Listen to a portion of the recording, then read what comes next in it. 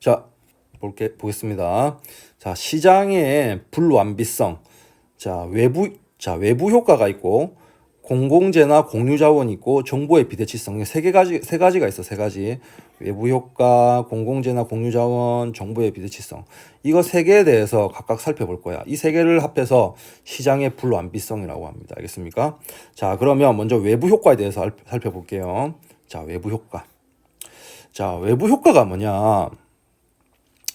외부성이라는 말도 쓰는데요. 그러니까 외부 효과는 뜻이 뭐냐면 이렇게 간단하게 이렇게 생각하면 돼. 시장 외부에 있다. 시장 내부, 시장 안에 있는 게 아니고 시장 바깥에 있다. 시장 외부에 있다. 선생님, 시장 외부에 있단 말이 무슨 말이에요? 여러분들, 시장이란 곳이 뭡니까? 그치? 돈을 주고 받는 곳이잖아. 예를 들면 어떤 다른 경제 주체에게 어떤 혜택을 줬으면 그거에 대한 대가를 받고, 만약에 손해를 끼치면 그거에 대한 비용을, 즉 돈이 오고 가는 그런 곳이란 말이야. 근데 외부성이란 말은 시장 외부에 있다. 즉 돈 주고 받고 이게 안 된다라는 얘기죠. 그러니까 내부성의 반대말이면 내부성의 반대말. 무슨 말인지 알겠습니까? 자, 그러면 외부 효과, 외부성 한번, 자, 이 정의가 중요합니다. 정의가. 자, 잘 들어봐. 어떤 경제 활동과 관련하여 다른 경제 주체에게 의도하지 않은 혜택이나 의도하지 않은 손해를 가져다 주면서도 이에 대한 대가를 받지도. 자, 원래 혜택을 줬으면 대가를 받아야 되잖아. 근데 이게 의도하지 않은 혜택이라는 이유로 대가를 못 받는 경우. 그 다음에 의도하지 않은 손해. 자, 손해를 끼치면 비용을 지불해야 되는데 의도하지 않은 손해라고 해서 비용을 지불하지 않는 상태. 이게 바로 외부성입니다. 외부성. 알겠습니까? 자, 아까 내가 외부 효과를 두 가지로 나눴어요. 첫 번째는 의도하지 않은 혜택을 줌에도 불구하고 대가를 안 받는 경우. 이거를 외부 경제라고 하고요. 의도하지 않은 손해를 줬는데도 불구하고 비용을 지불하지 않는 상태를 외부 불경제라고 합니다. 자, 지금 여러분들 모르겠죠? 나중에 예를 들면 알 거야. 일단 여러분들 외워야 돼. 외부 경제, 외부 불경제. 자, 외부 경제는 뭐냐면 의도하지 않은 혜택을 줬음에도 불구하고 대가를 못 받고 있는 상태. 그 다음에 외부 불경제는 의도하지 않게 손해를 끼치고 있는데도 불구하고 비용을 지불하지 않는 상태입니다. 자, 이런 외부 효과를 해결하기 위해서는 외부성을 내부화, 즉 시장화 시켜야 돼. 시장화. 그러면 비효율성을 해결할 수 있습니다. 자, 여러분들 지금 무슨 말인지 모를 거야. 자, 예를 들어 볼게요. 먼저 외부 경제부터 해볼게요. 외부 경제. 자, 외부 경제는 다른 말로 긍정적 외부 효과라고 합니다. 긍정적 외부 효과. 외부 효과에는 다시 두 가지가 있다고 했습니다. 자, 첫 번째 먼저 한다. 긍정적 외부 효과. 긍정적 외부 효과. 외부 경제라고도 하고. 자, 볼게. 다른 경제 주체에게 의도하지 않은 혜택을 주고도 이에 대한 대가를 받지 못하고 있는 상태. 자, 예를 들어볼게요. 아주 쉬운 예를 한번 들어볼게요. 자, 양봉업자가 있고 그 인근에 과수원 농부가 있다. 둘 다 여러분들 생산자죠? 양봉업자는 뭘 생산합니까? 그렇지. 자신들의 꿀벌을 이용해가지고 꿀을 생산하죠. 과수원 농부, 예를 들면 사과 과수원이다. 그러면은 뭘 생산합니까? 그렇지. 사과를 생산하는 거죠. 자, 근데 봐봐봐. 예를 들면 여기 양봉업자지. 안 그렸는데 양봉업자가 있어.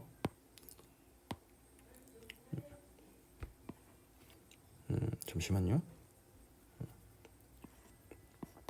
자, 이 양봉업자 이렇게 어떤 모자 쓰고 있어요. 그렇지. 이게 벌침이 안 쏠려고 이렇게 하고 있죠. 망사로 된 거. 자, 근데 양봉업자가 열심히 지금 벌을 키우고 있어요. 열심히 벌을 키우고 있어. 그래서 꿀을 생산하고 있어요. 근데 양봉업자는 자기가 의도한 게 아니야. 전혀 의도한 바가 없어. 이 사람과 양봉업자와 과수원업자 사이에서는 아무런 관계, 이 사람 누군지도 몰라. 양봉업자는 이 과수원 업자를 누군지는 몰라. 누군지도 모르니까 이 사람한테 혜택 주고자 하는 생각이 없어. 그럼에도 불구하고 양봉업자가 키운 이 귀여운 이 꿀벌들이 과수원에 가가지고 어떻게 합니까? 꽃에 막 앉아가지고 이렇게 막 하다 보면 이게 뭐가 됩니까? 수정이 되죠, 수정이. 그러니까 과수원에게 경제적인 뭐 혜택을 주고 있는 거야. 양봉업자들이. 무슨 말인지 알겠어요? 여러분들 과수원에 가면은 이제 꿀벌들이 여기 막 앉아가지고 꽃에 앉아가지고 막 수정 이렇게 되면은 이제 과일이 만들어지잖아. 그러니까 인근의 양봉업자가 키우는 이 수많은 벌들이 이 과수원업자한테는 사실은 엄청난 혜택을 주고 있었단 거지. 근데 사실은 아무도 몰라. 양봉업자도 모르고 과수원업자도 그걸 몰라. 그러니까 의도하지 않은 혜택을 주고 있음에도 불구하고 지금 양봉업자는 그거에 대한 대가를 받고 있나? 안 받고 있지. 그러니까 양봉업자는 어떻게 하겠어? 양봉업자는. 그렇지. 과수원업자는 이 꿀벌들이 최대한 많았으면 좋겠겠지. 그래야 자기 과수원이 잘 될 거니까. 근데 이 양봉업자는 이 과수원업자가 생각하는 것만큼 많이 만들려고 하겠나? 아니겠죠. 그냥 자기 맞춰가지고 자기 어떨 때 제일 이윤이 극대화되는지 딱 그거 생각해가지고 한 그 정도만 생산한단 말이야. 과수원업자는 좀 더 많이 좀 더 꿀벌들 많이 키웠으면 좋겠는데라고 생각하겠지만 양봉업자는 그 관심 없어. 그냥 자기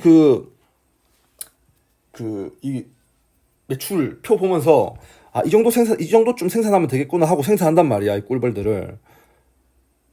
그쵸? 그러니까 봐봐.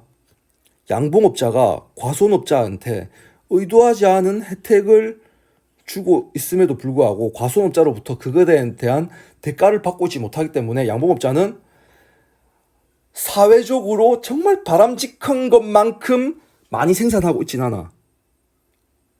무슨 말인지 알겠습니까? 그러니까 사회적으로 바람직한 양보다 적게 생산하고 있다는 얘기지. 왜? 대가를 못 받고 있으니까.